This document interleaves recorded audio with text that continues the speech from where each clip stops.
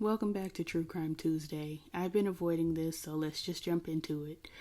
Dennis Lynn Rader, also known as the Btk Killer, he was born March 9th, 1945, and is an American serial killer. He was also known as the BTK Strangler or the Btk Killer. And BTK is an abbreviation he gave himself for bind, torture, kill. Between 1974 and 1991, he killed 10 people in Wichita and Park City, Kansas, and sent taunting letters to police and newspapers describing the details of his crime. After a decade-long hiatus, Rader resumed sending letters in 2004, leading to his 2005 arrest and subsequent guilty plea. 'Cause child, he had done did it.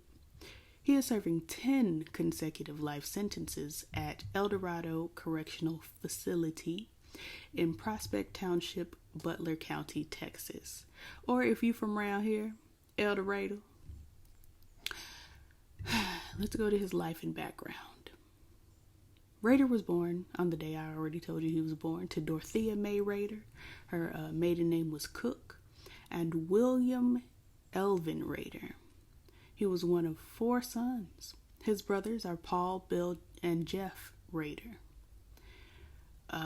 Sources give Rader's place of birth as either Columbus, Kansas, or Pittsburgh, Kansas. He grew up in Wichita, or Wichita, as the girls say down here. Both parents worked long hours and paid little attention to their children at home.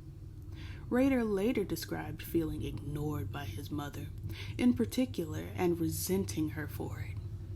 If y'all hear a truck outside, it's my neighbor. From a young age, Rader harbored sadistic, lower body fun fantasies about torturing trapped and helpless women.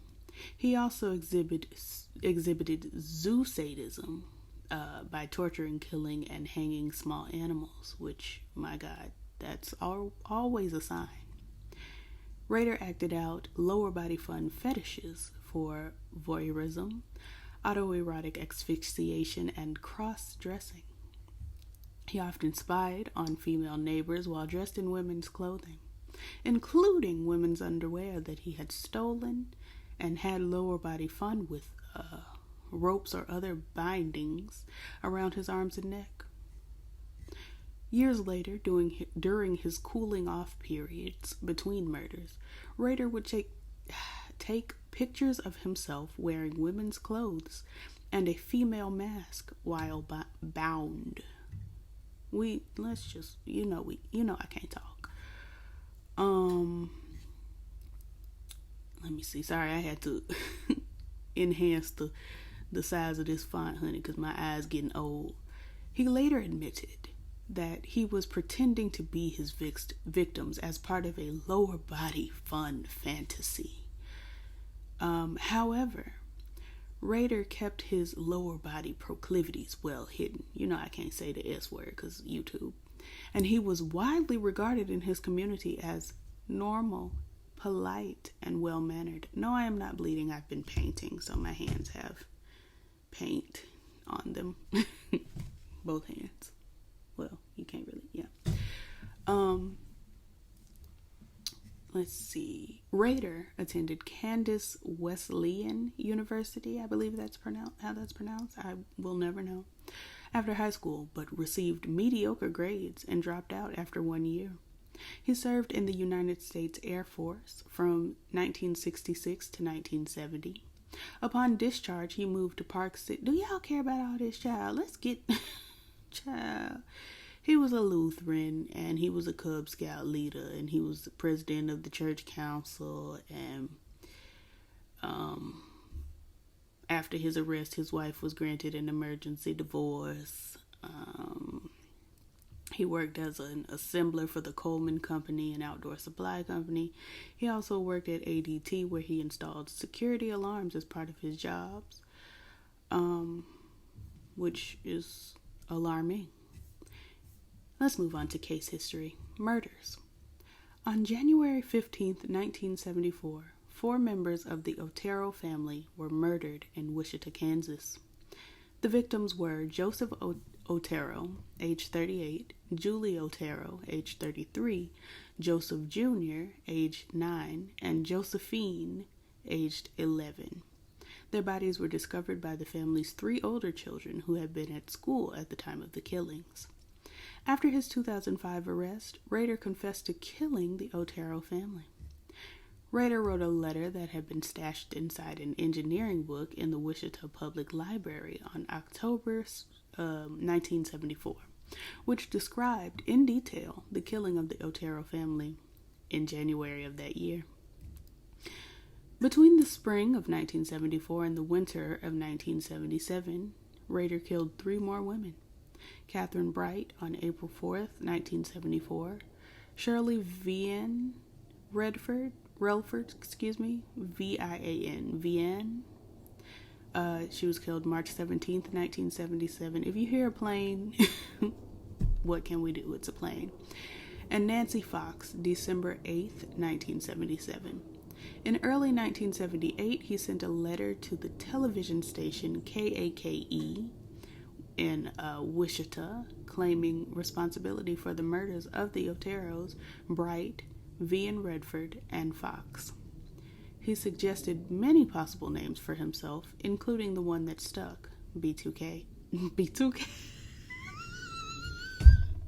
Not Omarion. Not, I was going to say Lil Flip, Lil Fizz, Jesus, not J-Bug, not Raspberry, B2K, BTK. He demanded media attention in this second letter, and it was finally announced that Wichita did indeed have a serial killer at large. A poem was enclosed titled, "Oh, Death to Nancy," a parody of the lyrics to the American folk song, "Oh, Death," which I don't know of. In the letter, he claimed to have been driven to kill by Factor X, which he characterized as a supernatural element that also motivated Jack the Ripper, the Son of Sam, and the Hillside Strangler murders. He also intended to kill others, such as Anna Williams, who in 1979, age 63, escaped death by returning home much later than expected. Rader explained during his confession that he became obsessed with Williams and was absolutely livid when she evaded him. He spent hours waiting at her home, but became impatient and left when she did not return from visiting friends. Maureen Hedge, aged 53, was found on May 5th, 1985, at East 53rd Street North, between North Webb Road and North Greenwich Road in Wichita. Rader killed her, my God, I just cannot speak, on April 27th, and took her dead body to his church, the Christ Lutheran Church, where he was the president of the church council, like I've said before. There, he photographed her body in various bondage positions. At the church, child. Rader had previously stored black plastic sheets and other materials at the church in preparation for the murder, and then later dumped the body in a remote ditch. He had called his plan Project Cookie. In 1988, after the murders of 3 members of the Fager family in Wichita, a letter was received from someone claiming to be the Btk Killer, in which the author of the letter denied being the perpetrator of the Fager murders. The author credited the killer with having done admirable work. It was not proven until 2005 that this letter was in fact written by Rader. He is not considered by police to have committed this crime. 2 women that Rader stalked in the 1980s and one that he stalked in the mid-1990s filed restraining orders against him. One of them also changed her address to avoid him. His final victim, Dolores E. Davis, was found on February 1st, 1991 at West 117th Street.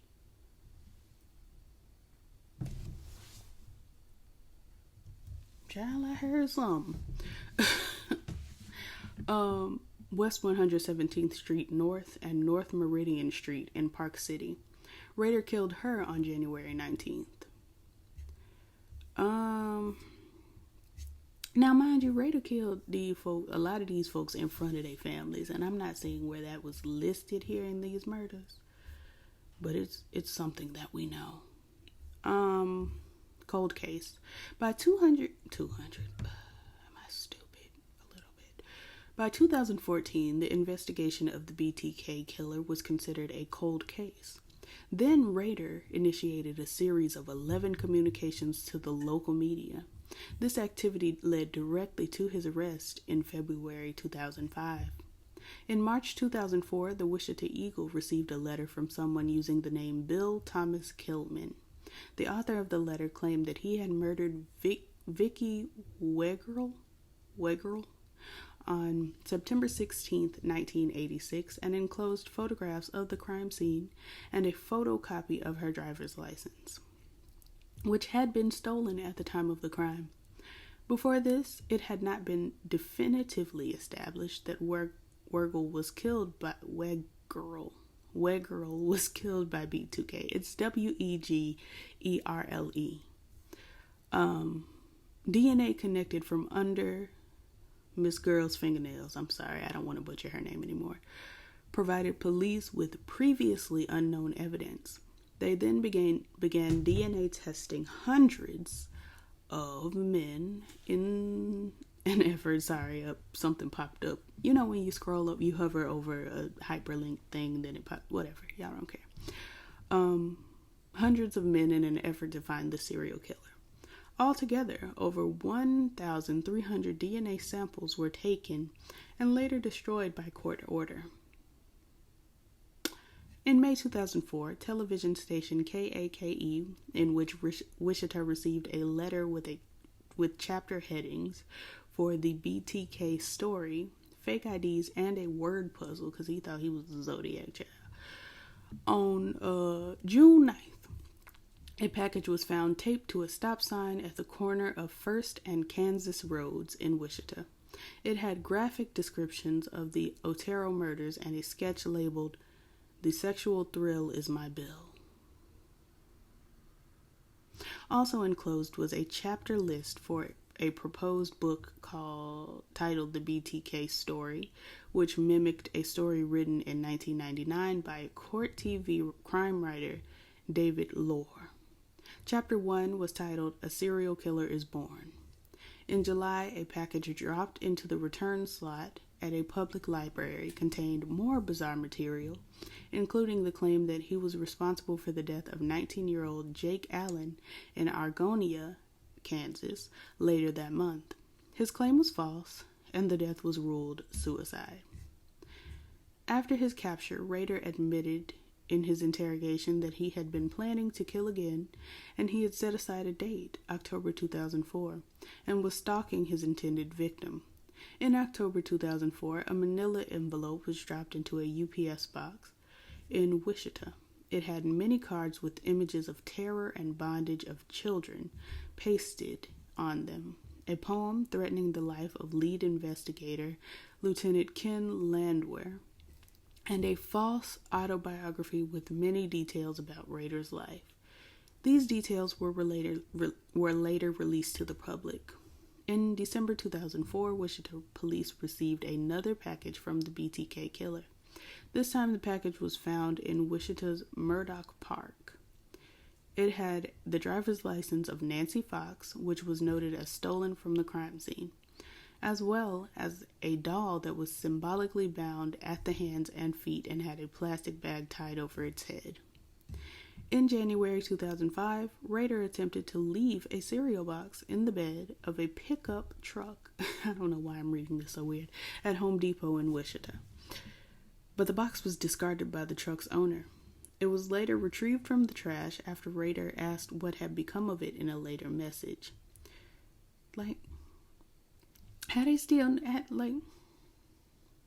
How it was still in the trash. Surveillance tape of the parking lot from that date revealed a distant figure driving a black Jeep Cherokee, leaving the box in the pickup. In February 2005, more postcards were sent to KAKE, and another cereal box left at a rural rural. I hate that word. I hate the word rural. Rural. It's so ugly to say. Location was found to contain another bound doll. I'm gonna come up with we're gonna look for a synonym. Rustic works, because I don't want to say that word anymore. Okay. Side notes.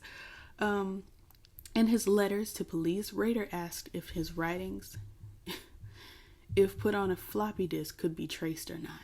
The police answered his question in a newspaper ad posted in the Wichita Eagle, saying it would be safe to use the disk. Now, mind you, when he wrote this to the police, he asked them to please be honest. will y'all be able to trace me on this floppy disk? Be honest. They lied to him. On February 16, 2005, Rader sent a purple 1.44 megabyte Memorex floppy disk to Fox affiliate KSAS TV in Wichita.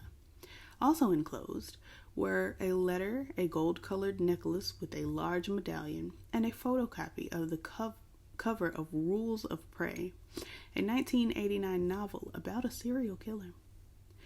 Police found metadata embedded and deleted in a deleted Microsoft Word document that was unknown to Rader, still stored on the floppy disk because he's stupid.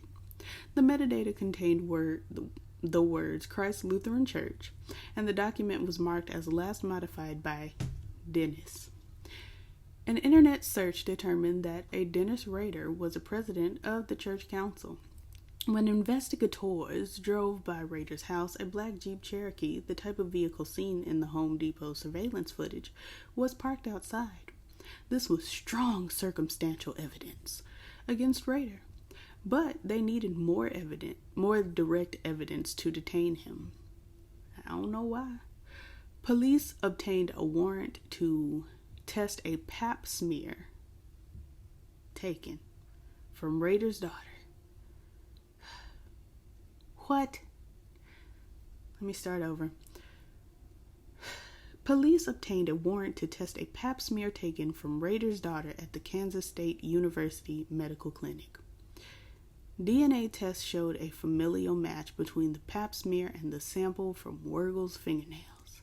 This indicated that the killer was closely related to Rader's daughter, and combined with the other evidence was enough for police to arrest Rader. Y'all done took this lady pap smear and tested it.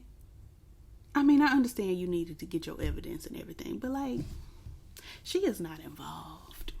She is not involved. Rader was arrested. Why they couldn't just get a warrant to his own personal DNA? Am I losing my mind? Whatever. Rader was arrested while driving near his home in Park City. Shortly after noon on February 25th, 2005, an officer asked, "Mr. Rader, do you know why you're going downtown?" Rader replied, "Oh, I have suspicions why." Wichita Police, the Kansas Bureau of Investigation, the FBI, and the ATF, which is Alcohol, Tobacco, and Firearms and Explosive Child. I used to work in a building with them, and I just never understood how alcohol and tobacco go with guns and explosives, but okay. Agents searched Rader's home and vehicle, seizing evidence including computer equipment, a pair of black pantyhose retrieved from a shed, and a cylindrical container. The church he attended, his office at City Hall, and the main branch of the Park City Library were also searched. At a press conference the next morning, Wichita Police Chief Norman Williams announced, "The bottom line, BTK is arrested."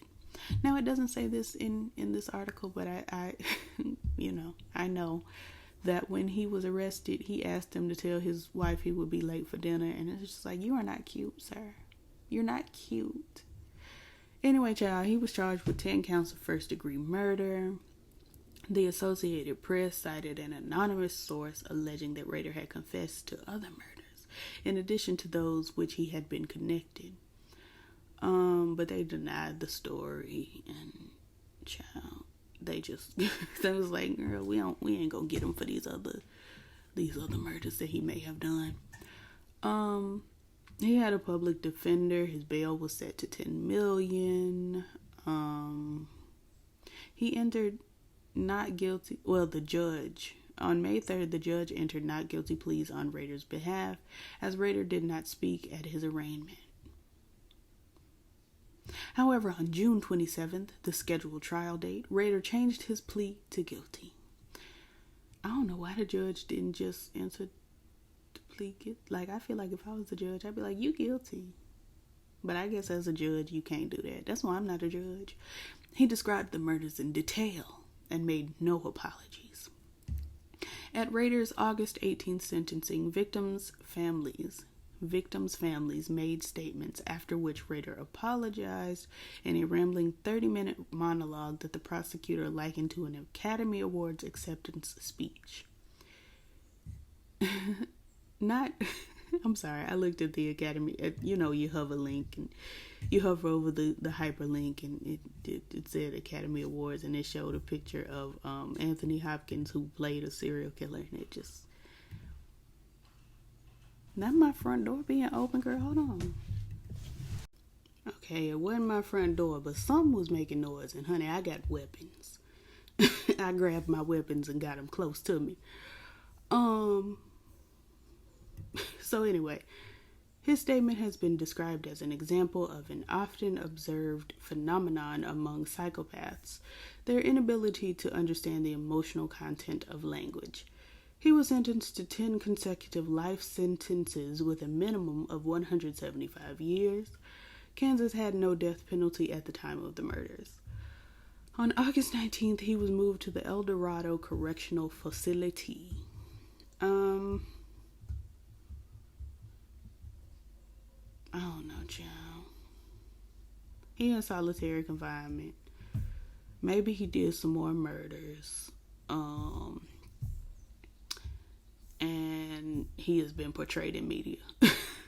Child, that's it. I don't feel like talking about this man no more.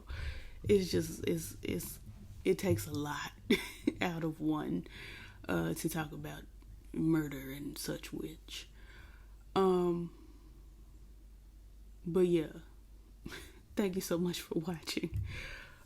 Come back, child, for the next one if you can. If you can stand it, honey. If your stomach can take it, come on back.